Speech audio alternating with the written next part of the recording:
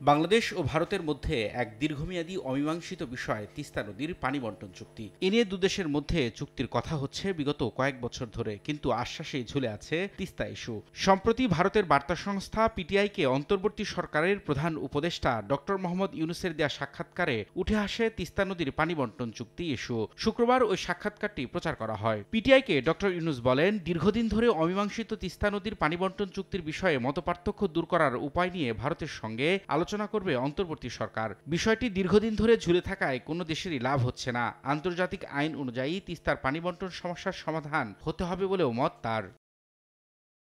বাংলাদেশের সম্প্রতি ভয়াবহ বন্যার জন্য ভারতকে দায়ী করে ঢাকা থেকে গণমাধ্যমের প্রকাশিত খবর প্রসঙ্গে ডক্টর ইউনূস বলেন, চুক্তি সইয়ের আগে এমন সংকট মোকাবেলায় মানবিক দৃষ্টিভঙ্গি গ্রহণ করা যেতে পারে। দেয়ালে দাগ নিয়ে নো টেনশন, থাকলে রেইনবো অ্যাক্রোপ্লাস্ট ইমার্শন।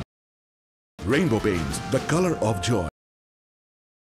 2011 সালে ঢাকায় ভারতের তৎকালীন প্রধানমন্ত্রী মনমোহন সিংয়ের সময় তিস্তার পানি বণ্টন চুক্তি স্বাক্ষর অনেকটা চূড়ান্ত হয়ে গেছিল। তবে পশ্চিমবঙ্গের মুখ্যমন্ত্রী ওই চুক্তিকে অনুমোদন দিতে অস্বীকৃতি জানানোয় তা আলোর মুখ দেখেনি। এ বিষয়টি সমাধানের আশাবাদ ব্যক্ত করেন প্রধান উপদেষ্টা।